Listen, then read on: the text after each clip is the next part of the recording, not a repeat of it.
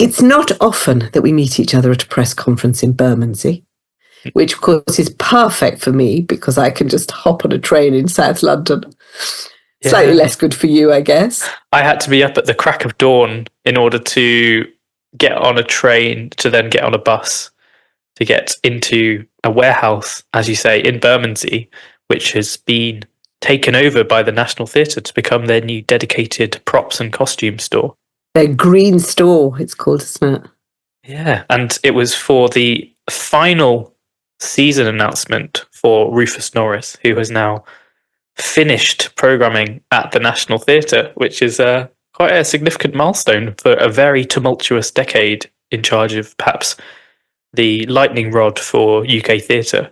Yeah, so we thought we'd devote this week's episode of the WhatsOnStage podcast with me, Sarah Crompton. And Alex Wood. To talking about the National Theatre, because it is 10 years since Rufus Norris took over, nearly 10 years, and this is his last season. He'll leave in 2025. And in the interest of pulling back the curtain just a bit, it was a really interesting press conference for lots of reasons, wasn't it? Because it did have a certain mood, and at the end, which I don't really remember ever happening, there was sustained and warm applause for Rufus, which was very moving, and you could tell he was sort of on the verge of emotion. He wasn't emotional, he was very calm and collected, but you could feel that everybody in the room felt its significance. Yeah, I think in a way, obviously he didn't get an easy ride with journalists. He got some pretty tough questions about the National Theatre, about censorship, about philanthropy, but I do feel as though there's a common understanding between the arts press and the National Theatre, and part of me feels as though this is, in a way, a response to the pandemic lockdowns, because there was a large period of time where arts press and theatres were all in the trenches together, just kind of fighting the same fight to stay afloat, dealing with furloughs, dealing with lost revenue, dealing with lost staff. And I think now, after all of that, we're all coming out of it together with a new sense of camaraderie to some extent. So we can kind of appreciate everything that he's done. And obviously that love can manifest itself through some quite intense questioning. But at the end of the day, he has seen the National Theatre probably through its toughest chapter since it was first created. And obviously it's well documented, that first period of creation, because it took a while for it to find its feet. But now I think with COVID and everything that's come alongside austerity, it has been an incredibly challenging time for someone to lead a venue like the National Theatre. Yeah, and he's done incredibly well. And I think, you would probably say that he's not the most obvious of leaders of a large organisation, in the sense that he, as he always jokes, he'd run a very small arts theatre before he went to join the National Theatre, and had a sense that he was taking on a challenge, took it on because he was scared of it.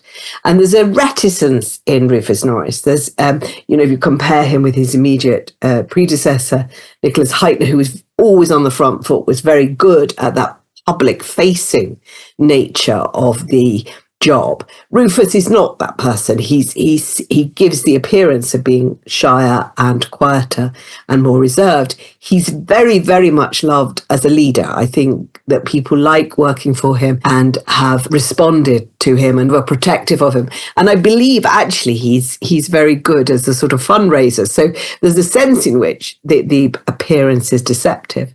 But I think I have a sense of wanting to protect him slightly, because I think it's in the ecology of the National Theatre job that you're always under attack. Whenever anything happens in British theatre, you're the person that people expect to have some kind of response.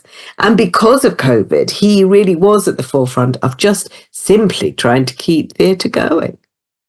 It was really telling, him talking about, and he's done this a number of times over the years, just how many difficult decisions he had to make during that time around staffing, around how to keep the venue open, when to close, when to open, what to invest in. Because when you simultaneously have to juggle brick and mortar with artists and freelancers, it's a tough balancing act to get right. And I don't think it's a surprise that we're seeing so many artistic leaders essentially completely worn out both emotionally, physically, morally, because they had to make so many huge calls. And I think that he was emblematic of that. And I see him with a great amount of fondness as well. And actually, I think the way that he programs is quite similar in that respect, that he does it with a lot of love and care. He doesn't have, I don't think, that same keen drive for bombast that defined the Heitner years in terms of some of the shows that he was putting on. But he also developed some really, really strong, really impressive productions on those stages that continue to be well loved around the world. Yeah, and I think he's been rewarded for his bravery. I mean, he said during this press conference that the thing he's most proud of is the new writing initiative, which he moved into the old National Theatre studio and allowed things to cook in there and kind of put the writer in the room over and over again. And as time has gone on, plays such as Dear England and The Motive and The Queue and the whole range of successes that he's had in the last few years have emerged from that, whereas it took him a bit to get that going. And I think he has a quiet courage in that way, that also just to lift the curtain back on the press conference, that he did take questions at the end. So he presented his season, then he took questions. And David Sandilands of The Times has always been, as he should be, because he's an arts reporter, a kind of tough questioner at press conferences. And it made me remember that, you always go out to those press conferences when you're the news reporter and you're trying to get a line. And he had, he'd been probing and all the rest of it. And right at the end of the press conference, when everybody had asked their questions, David still had his hand up and he'd already had been allowed one question. So Rufus could have ignored him. And then there was a moment where he just paused and he said, in my 10 years in charge, at every single event like this, David's always asked me a really teasing, difficult little question at the end. And I feel that I would have, I would let him down if I don't go to him for this last press conference. And in fact, it turned out so beautifully, because the question David asked was not teasing in the way that I think Rufus had feared, but was a question about legacy. And so he said that Richard Eyre had said that he found running the National Theatre appalling, and that Nicholas Heitner always appeared to enjoy it. And that Rufus, where was Rufus in terms of how he viewed his tenure? And that allowed him to have this moment where he could talk about the fact that every show is this kind of moment between triumph and disaster, where you think it's going to be absolutely awful. And then just sometimes you get this sense that actually you might have pulled it off. And he said it's not sort of pride or happiness, but kind of just this overwhelming sense of a relief that you've actually got somewhere. And it was such a lovely, neat and beautiful way to end it. And it emerged from, Rufus's own courage in taking the question and just having the sense that he wanted to go back to one of his most persistent interrogators. It was funny he says that line between triumph and disaster, because I think when you compare the National Theatre to some other venues, say the Bush Theatre or the Almeida Theatre, obviously huge platforms for new work that more often than not, because of the structures that exist, you're kind of going in banking on it being a very strong hit and it's going to be a successful show. But I think if you look back on some of those early productions that were programmed at the National, there were obviously some amazing ones, but there definitely were a few damp moments. If you look at his Macbeth or Common and shows like that got absolutely mauled by critics. Even his tenure, there was always that slight hint, there's always that element of danger. Things might not go right. And actually, when he pulls it off, then, like you say, you feel so much more invested in his successes, because he has stared down the face of a show not going well and getting panned. He hasn't had just constant universal hits, but every time he's come back fighting with something more exciting and more interesting. It just makes it more interesting as a journalist and as a punter to be invested in it. Exactly. And I think, it's partly the high profile of the National Theatre, so it comes under scrutiny much more than any other theatre. That has always happened because it's been regarded as the major consumer of public subsidy, which we'll come back to in a minute, I think, because something did emerge in the press conference, which is interesting about that. But it was very interesting that the thing that he said, that when he was also asked what was, his proudest moment, he said not his proudest moment, but the moment he felt the most relief was one of his most experimental ventures, which was to do the commemoration of the Battle of the Somme, which was called We're Here Because We're Here. And he did it with the artist Jeremy Della. And it involves sending actors out into stations as First World War soldiers. And it was a kind of extraordinary, poignant memorial to those young men who died. So you would find yourself sitting on a train next to a man who was dressed in the uniform for the Somme. And it did have an enormous impact. It was an extraordinary event. And so interesting, I think, that he pointed to that. And actually, he said that the moment that he knew he had pulled it off is when someone had turned to him and said that the project was trending on Twitter at the time. Yes. And I think that in itself is quite an interesting point, because it shows that it's a national theatre now operating in a very different landscape, a digital landscape. And this is something that they pulled out in the press conference and saying, look, through projects like National Theatre Live and National Theatre at Home, we can reach millions more people. We can pull down those parameters that can exist around very expensive or exclusive productions and actually push them out into the masses. And I think that this is now a national theatre that's very much jumping into that digital age. There were some talks about TikTok and whether or not we're going to have 8-minute plays because people's attention spans are absolutely decimated. But I do think that they've been very front-footed with things like National Theatre at Home to say, no, there is an opportunity here to pay some artists a bit more because their work is being exposed to a new audience, but also, if you look at it from an education perspective, getting some of these productions into schools so that they can be seen by individuals. The schools just don't have the budget to take entire year groups to the theatre regularly, but actually if you've got this National Theatre Education Hub, it allows the productions to come to the schools. And I know that feels like trying to put a plaster over a huge issue when it comes to arts funding, but if there is a generation that is at very high risk of being lost, things like these national theatre productions that can be presented digitally are, they at least might mean that in the future we might have the next James Graham or the next Indu Rubisingham or the next Rufus Norris, And I do think that they've got their eye on the ball when it comes to digital in a way that quite a few venues might not. Yeah, and I think the fascinating thing is how good the figures are. I mean, 60 million people have now watched NT Live. NT at Home over 3 years goes into 184 countries. And that really is sort of altering the calibration of the National Theatre, both as a national theatre in terms of its reach within the UK, but also as a worldwide force. And the thing that emerged under questioning about their sponsorship was that the subsidy now accounts for 15% of their income. 15% of the money that they need just to run comes from public subsidy. When Olivier founded the National Theatre 60 years ago, it was 50%. So that's an astonishing fall in terms of it is still the major public subsidized theatre. It's still the top of the money spent, and yet that's a fraction of what it needs. I was talking to someone who works in heritage lobbying a few weeks ago, and they were saying that obviously a lot of these cultural spaces now, because of austerity under the previous administration, have had to turn to philanthropy in order just to keep the coffers afloat, and the National Theatre has done likewise.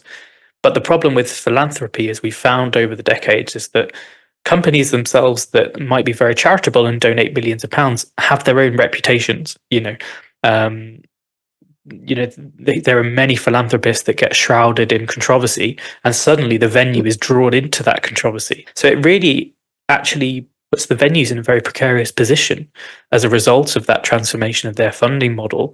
Because they're having to rely on audiences, so their programming has to be, they kind of have to bank on their programming a bit more, but also at the same time, on the off chance that something catastrophic happens at one of these companies and something horrific emerges, all of a sudden what might look like a venue in rude health is suddenly in a lot more of a dangerous position.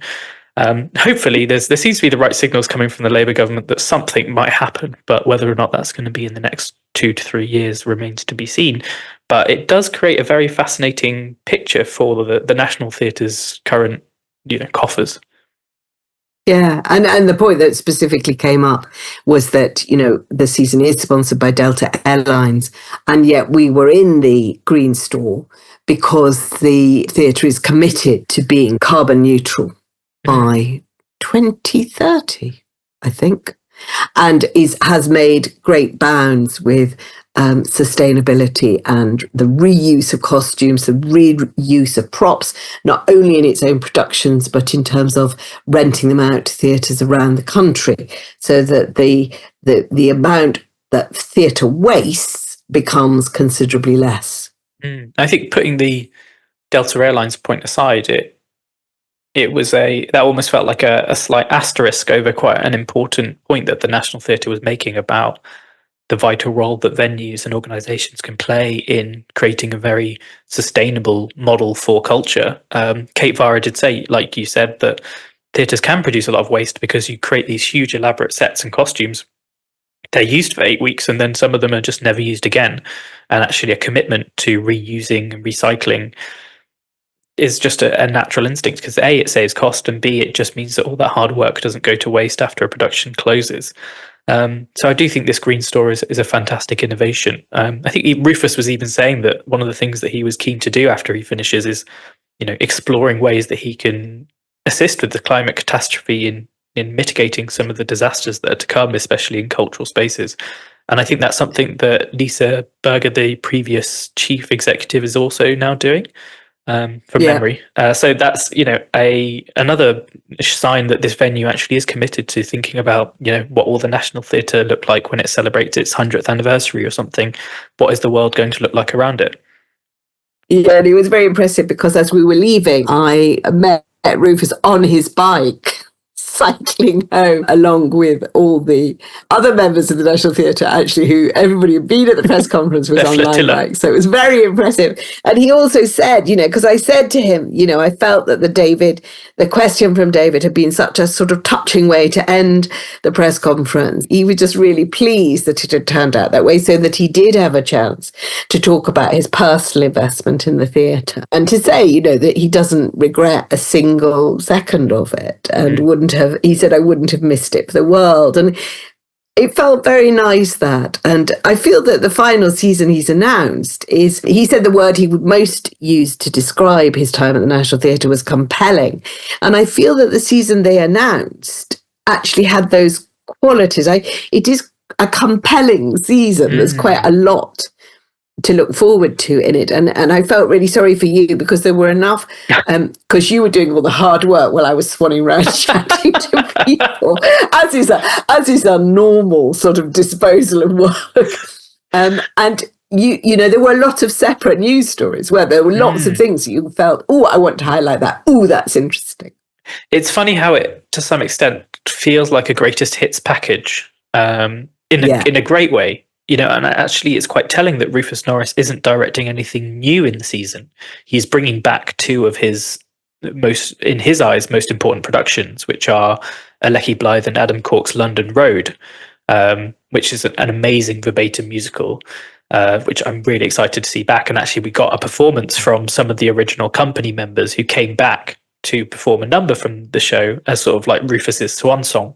And then they're also bringing back Tim Price's Nye with Michael Sheen, which is about the birth of the NHS, coming at a time when a new Labour government is finding its feet.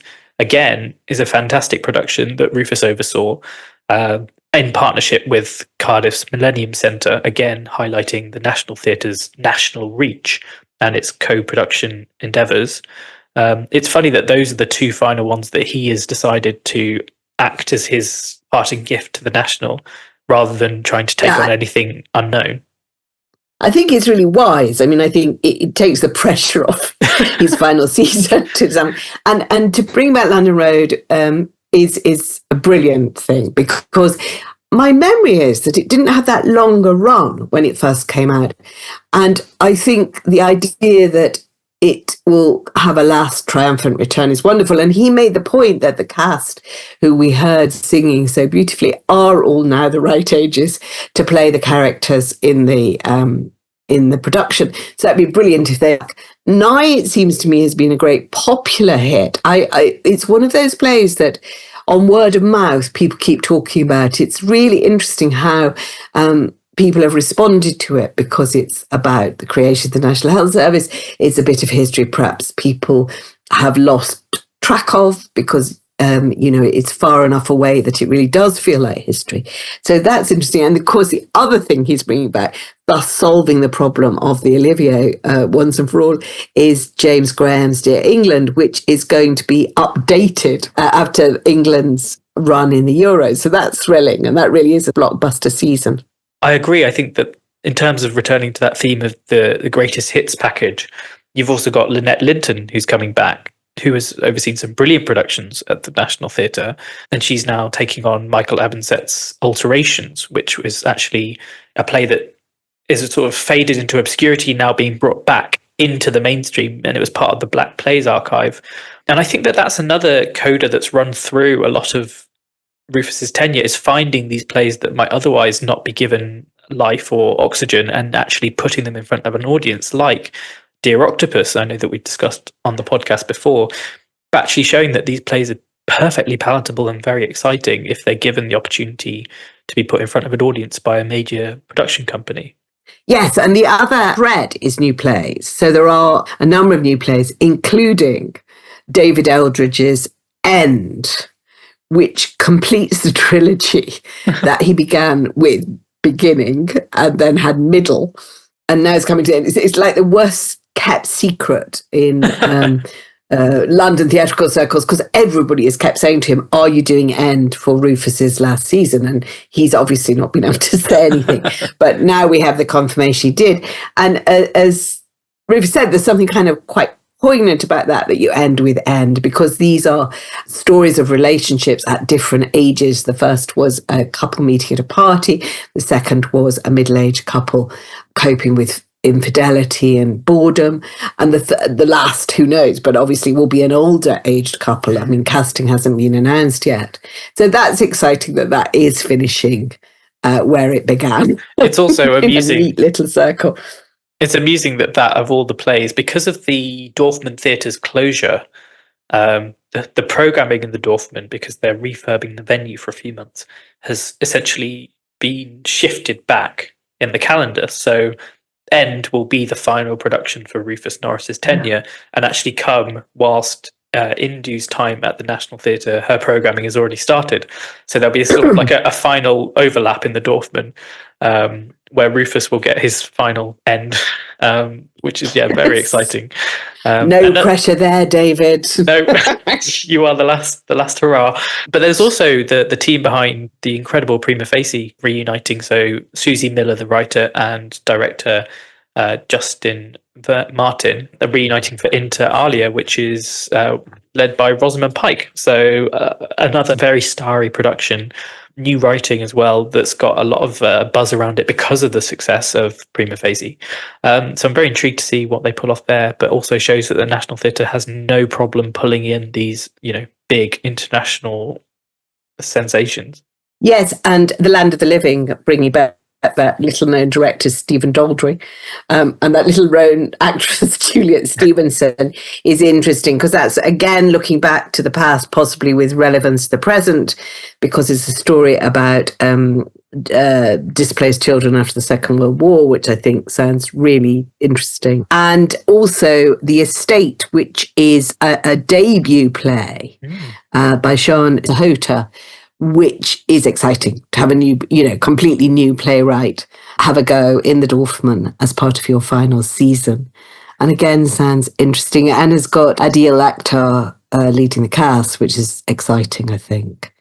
So there's there's a really nice blend of things. And the thing we haven't mentioned is, ta-da, Stephen Sondheim's last musical. Yeah. He's all about an ending. He knows how to write an ending, doesn't he? Rufus. This is getting Stephen Sondheim's final musical as one of your final shows at the National Theatre is a bit of a coup. Here We Are, it's called. Yes. There are an awful lot of plays at the moment starting with the word here. I'm having sort of tangent. I'm having some difficulty with how many plays starting with the word here. Anyhow, Here We Are is Stephen Sondheim's final show, which has been premiered in New York and will be fascinating. You know, it was warmly greeted in the States, but I'm not sure how much people felt it was a finished show. But having the setting of the National, I think, allows it to be seen slightly differently. Maybe not, it's not a big commercial show. It's just going to be it's almost like an experimental piece. And I think if you're looking for the greatest musical successes during Rufus Norris's tenure, I think the Dominic Cooke revival of Follies, the great Sondheim musical, probably is up there, if not the top. So it makes sense to bring back Sondheim to finish things up. And there's some very exciting casting to go alongside it, because we've got Rory Kinnear, who's also a favourite at the National Theatre, though for the slightly less well-received production of Macbeth, joining the cast. But you've also got Tracy Bennett, who was incredible in Follies and also was in the original New York production of Here We Are, is joining. Right. And then Dennis O'Hare, who was, everyone says, was pretty much the standout performer in the New York production. And if you go and listen to his Waiters song, I think it's called, on the cast recording for Here We Are, which has been released, everyone says that is the standout number of the show. So it's very exciting to have him back, because he was on the same stage in Tartuffe a number of years ago. So now he's also coming back to the National Theatre, but in a very different kind of show.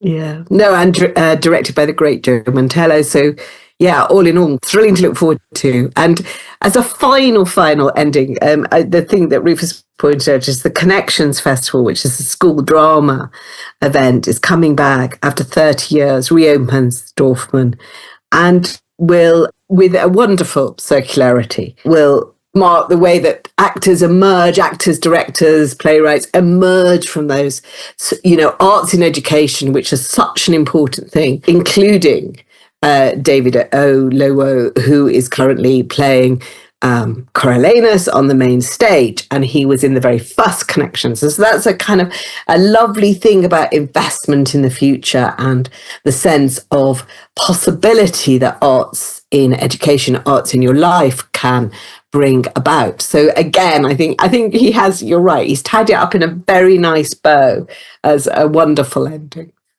Wonderful. Well, I feel as though we should probably tie this episode up in a nice bow to channel Rufus Norris. But yeah, I can't stress enough that he's really landed this one in terms of some wonderful returns, but also some really exciting stuff to look forward to. I think the balance has been right there. Hooray. Yes, goodbye. Goodbye to Rufus Norris, yeah. And hopefully he won't be gone from theatre for too long. Goodbye from me then, Sarah Crompton. And a goodbye from me, Alex Wood. Thank you for listening to this episode of the What's on Stage podcast. Don't forget to like, follow, subscribe, and leave a comment where you can. We'll be back every week with fresh episodes, new interviews, and more. So make sure you stay tuned. Thank you.